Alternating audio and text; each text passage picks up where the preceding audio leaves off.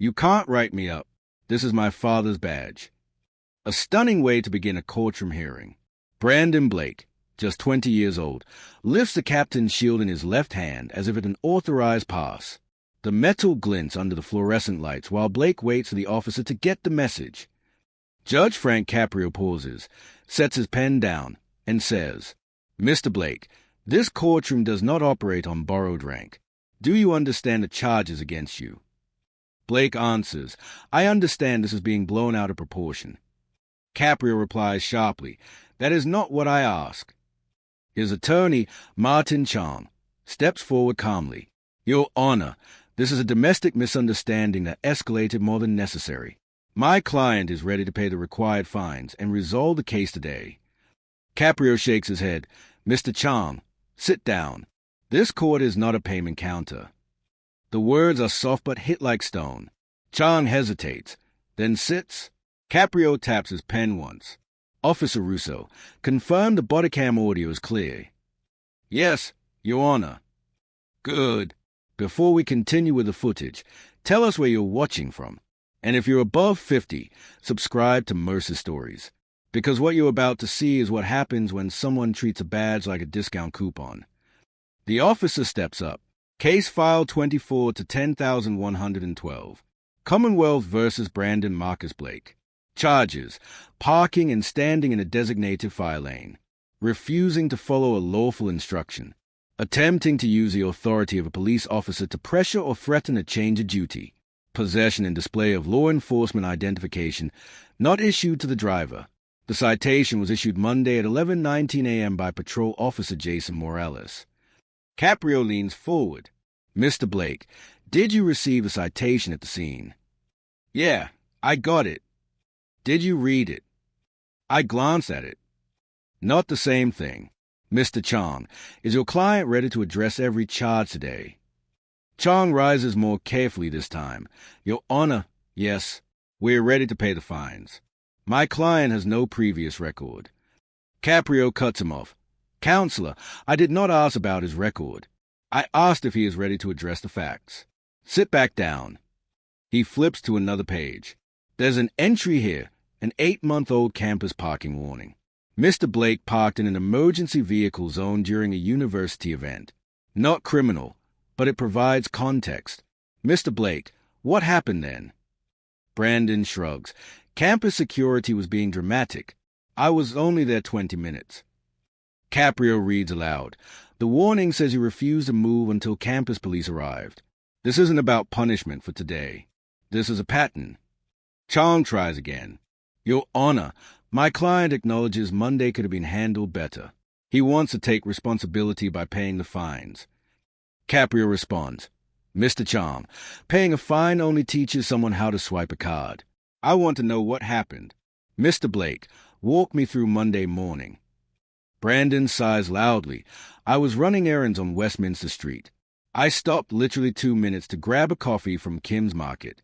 Yes, it was a fire lane, but nobody was using it. The cop made it a big deal. I showed him my dad's badge to explain I wasn't just some random guy causing problems, but he still kept writing." Caprio answers, "You parked in a marked fire lane." Blake snaps back. "For 2 minutes. Nobody needed it." Caprio's tone hardens. "Fire lanes are not optional depending on foot traffic. They exist for emergencies. Let me read a line from Harold Kim, the shop owner. The delivery truck could not approach. We had an elderly customer waiting for her prescription." Brandon waves dismissively. "That's not on me. The delivery guy could have waited." Chong objects. "Your Honor, the hardship mentioned is irrelevant to the exact citation." Caprio replies, "Counselor, a blocked fire lane is still a blocked fire lane. The harm is the obstruction. It is absolutely relevant." He turns to the officer. "Officer Morales, read your narrative." Officer Morales steps forward and reads clearly. "At 11:17 a.m., I observed a white sedan parked in the fire lane in front of Kim's Market on Westminster Street. The vehicle was empty. At 11:19 a.m., the driver, later identified as Brandon Blake, came out holding a cup of coffee. I informed him he was parked in a fire lane and needed to move immediately. He replied, 'I'll move in a minute.' I told him I was issuing a citation regardless. He then held up a captain's badge and said, "This is my dad's. You can't write me a ticket." When I continued writing, he said, "Write it. I'll have you working school crossings." That was the line. I asked for his driver's license and registration. He refused, saying, "My father is on patrol. Do you know who I am?" Caprio pauses. "Officer Morales, did you interpret these remarks as intimidation?" "Yes, Your Honor." Brandon leans forward. "It was just a jab. I was irritated." Officer's chilling testimony. "Write it. I'll have you working school crossings." Caprio nods. "Let's hear it." Officer Russo, play the bodycam audio. Only the relevant part. A brief crackle. Then Brandon's voice, sharp, almost sneering. "Write it. I'll have you working school crossings." Caprio turns to his clerk. "Miss Reyes, did anyone reach out to this court or the department ahead of today's hearing?" She checks a record. "Yes, Your Honor. 2 phone calls and 1 voicemail, all from Captain Blake's office at the Providence Police Department." "What times?" "First call at 11:41 a.m., second at 12:08 p.m., voicemail at 12:23 p.m. Play the voicemail." A steady male voice begins. "Calling from Captain Blake's office regarding a minor traffic matter involving my son. Case number 24 to 10,112. Hoping to settle this discreetly before it continues. Please return the call." Chang rises. "Your Honor, my client cannot control what his father's office does. This is prejudicial." "Overruled. We document all outside influence when it occurs. I'm not alleging wrongdoing, simply establishing facts." Brandon shifts. "I never asked him to call." Caprio responds, "Maybe not, but someone assumed it would help. Let's look at the timeline. Stop at 11:19 a.m. First call at 11:41 a.m., 22 minutes later." He looks at Reyes again. "Is Mr. Harold Kim available for a short statement?" "He is, Your Honor, by phone." "Connect him." A firm, plain-spoken voice fills the room. "Thank you, Your Honor. I own Kim's Market on Westminster. That fire lane is essential for deliveries and emergency access. Monday morning, a car blocked it for at least 15 minutes. My delivery driver couldn't pull in. We had an elderly woman waiting for her prescription. She has mobility problems. She can't walk far. That lane is for ambulances, not coffee runs. Fire lanes are pre-cleared for emergencies." Brandon mutters under his breath. Caprio hears it. "Mr. Blake, speak clearly if you have something to say." "I said it wasn't 15 minutes. Caprio replies. "Mr. Kim states it was. And Officer Morales timestamp says you walked out of the store at 11:19, and the citation was completed at 11:24. That's recorded. Thank you, Mr. Kim. Your statement is entered." The line disconnects. Captain Father stormed courtroom trying to handle case internally. Caprio lifts another document. "Miss Reyes, this screenshot is from the prosecution. Please read it." Text message from Brandon Blake to an unnamed contact. Timestamp, 11:23 a.m. Monday. "Got stopped. Used Dad's badge. He said he'll fix it." Brandon's jaw tightens. "That was private." "It was admitted properly." "Mr. Blake, look at the sequence. Stop at 11:19 a.m. Your text at 11:23 a.m. First call from your father's office at 11:41. The order is unmistakable." Caprio continues. "Influence doesn't remove responsibility. Maybe you didn't request help, but you expected it. You reassured someone because you assumed your father would fix it. That's not irritation, that's entitlement." Chang stands again, slower this time. "Your Honor, due to Captain Blake's public position, we request the remainder of the hearing be private. Public proceeding could affect his role and create tension in the department." Caprio answers. "Mr. Chang, fairness requires we stay on the record." He turns to Brandon. "I'll ask you 3 yes or no questions. Did you park in the fire lane?" "Yes." "Did you refuse Officer Morales' request for license and registration?" "I was going to give it to him." "That isn't a no.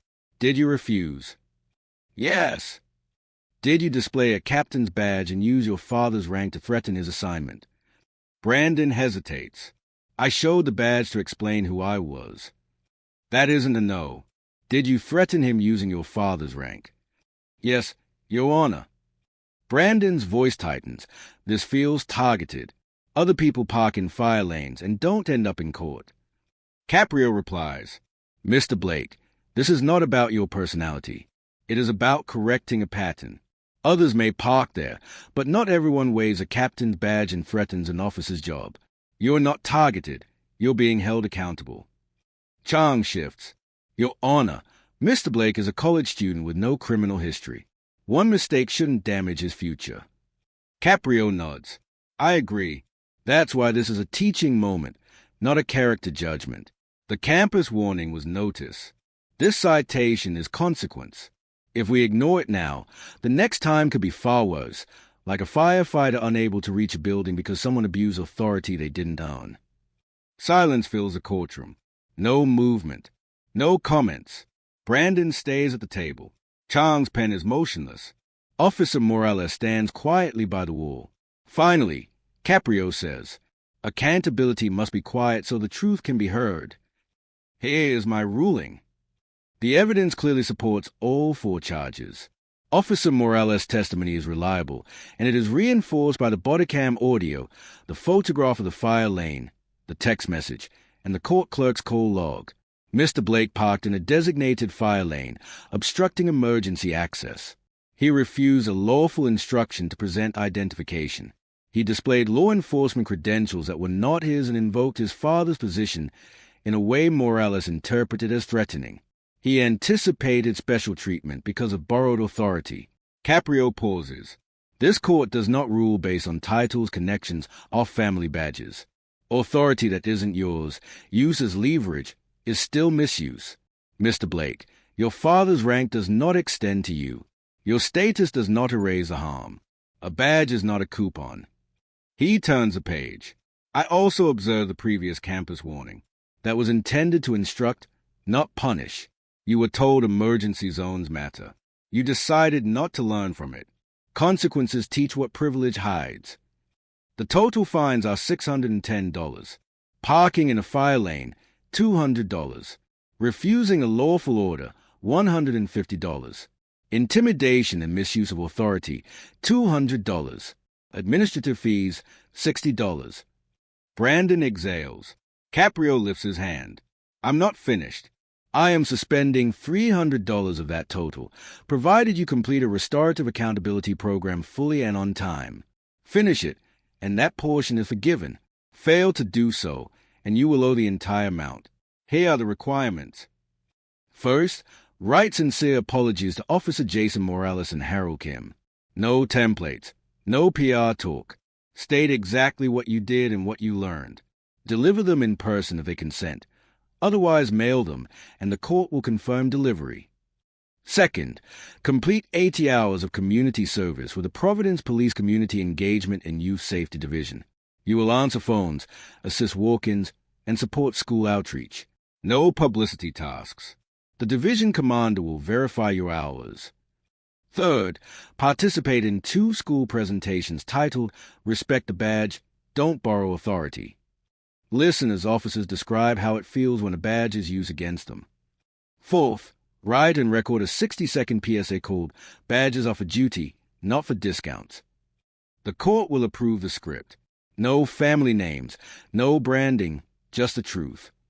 Fifth, complete a training course on traffic authority and the ethics of law enforcement families. File the certificate with the court. Sixth, write a 700-word personal reflection titled Borrowed Power versus Earned Respect. No slogans. No filler. Only honesty. Caprio sets his pen down. Mercy is not a discount. It is a contract. Then he continues. I am also issuing the following recommendations to the Municipal Court Administration, the Traffic Division, and the Providence Police Department. First, create an ex parte influence log for every case. Any off-the-record communication about active matters must be documented and reported weekly. Second, Require supervisor's co-signature or recusal anytime a command-level officer contacts staff regarding an active citation. Third, implement an anti-retaliation policy for officers involved in traffic stops with relatives in law enforcement. Officers who report intimidation or badge misuse must be shielded from retaliation. Fourth, introduce a structured process for escalating enforcement in fire lane violations. Repeat offenses or incidents involving entitlement or badge display should trigger immediate toll-first procedures. Fifth, create an educational program for teens and college students about the legal and ethical dangers of misusing police connections. A voice interrupts. Your Honor, I'm Captain Marcus Blake. I would prefer to handle this internally. Caprio does not stand. Captain, this is an active hearing.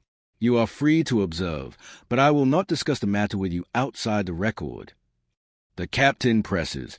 With respect, Your Honor, this is a departmental issue. My son used my credentials. That is internal discipline. Caprio replies, Captain, this is not yours to manage. Your rank does not reach this bench. Your son has legal counsel. He has his own voice. This remains public. Department discipline belongs to you. Judicial openness belongs to me. Brandon cuts in. Dad, stop. I'm responsible for this, not you. Captain Blake rotates toward him, surprised as Brandon blocks his father's interference. Dad, stop. I did this, not you. Caprio's stare hardens. Captain, your authority ends outside that door. Step back and let your son speak for himself. The captain pauses, then gives a slow nod and moves to the back row. Across the next 8 weeks, Brandon follows a plan step by step. In week 1, he writes an apology, but the court rejects it. Too much excuse-making. Not enough ownership. He rewrites it and improves. Officer Morales agrees to see him at the station. Their meeting is brief, uneasy, but necessary. Morales tells him, When you flashed that badge, you made me fear doing my job. That wasn't sarcasm, it was intimidation. Harold Kim accepts the written apology, but declines an in-person meeting. He emails the court. He named the wrongdoing. That's sufficient. Between weeks 2 and 7, Brandon completes 80 hours with a Community Engagement and Youth Safety Division. He answers calls, organizes school safety visits, and assists during walk-in hours. No cameras. No social media posts. One officer tells him, respect goes both ways. You can't demand it with someone else's badge. In week 6, he helps with 2 school presentations and listens as officers explain what it feels like when their authority is misused by a family member. One officer says, anytime someone waves their dad's badge, it makes the next traffic stop harder for me. In week 7, he films a PSA. The first attempt is too polished and vague, so the court rejects it. He records it again, plain, direct, and honest. The second version is approved. The compliance course takes 2 additional weeks, and he completes it without complaint. The record stands clear. 80 hours done, 2 talks completed, 1 PSA approved, and 1 inflated ego addressed. Officer Morales reports to the court. He showed up. He paid attention. That counts. Should every badge misuse case require genuine service within the department? Yes or no? Comment below and subscribe to Mercy Stories. 8 weeks after the first hearing, Brandon returns to court by himself. No attorney, no father, no entourage. Caprio reviews the paperwork, apologies, service hours, PSA file, course certificate, and written reflection. Mr. Blake, I've read your reflection. Summarize it for me in your own words. No script. Brandon rises. I thought my dad's badge was something I could use whenever I wanted. I didn't understand that it isn't mine. It represents his work, not my convenience. When I flashed it at Officer Morales and threatened his assignment, I wasn't just disrespecting him. I disrespected every officer who earns their authority by doing the job. I used my father's service to dodge my own consequences. He pauses. I also didn't know how it feels from the other side. When officers explain how intimidation makes them second-guess good stops, I realized I didn't just threaten one person. I threatened the system. What did you learn from Officer Morales? That borrowed power isn't real power. It's theft. When I showed that badge, I took away his ability to work without fear. That's not sarcasm, that's abuse. What did you learn from Mr. Kim? That fire lanes aren't about me. They're for people who need emergency access. I blocked a critical zone, not just a parking space. Caprio nods. You stopped borrowing authority and started earning respect. He signs a form. I'm waiving $250 of the suspended amount. You still owe $360, payable over 6 months. The court will monitor compliance. Remember, Mr. Blake, fire lanes are for emergencies, not egos. Thank you, Your Honor. Don't thank me. Thank the people who taught you what I couldn't. 4 months later, new policies are active. The court releases its first ex parte influence log. One command-level call appears in the first 2 weeks and is handled openly under the new system. Officers report feeling safer under the anti-retaliation rule. Traffic supervisors update their staff on the revised procedures. Fire lane enforcement increases across the city. 2 protocols are used for repeat offenders or badge-related violations. Complaints dropped by 28% in the first quarter. Brandon's PSA is shown in 16 high schools and used in youth safety workshops. It doesn't go viral or become widely celebrated, but it gets use, and that's enough. An officer emails a court. A student asked if he could use his uncle's badge to avoid a ticket. I showed him the PSA. He understood. Thank you. On a quiet Friday, Caprio closes his final case of the week. Before leaving, he writes a principle on a note card and pins it behind his bench. Badges protect downward, not upward. He thinks of Brandon Blake, Officer Jason Morales in the fire lane, and Harold Kim's elderly customer waiting for her medication. He switches off the light and locks the door. Dramatization for education and storytelling purposes, not legal advice or reporting.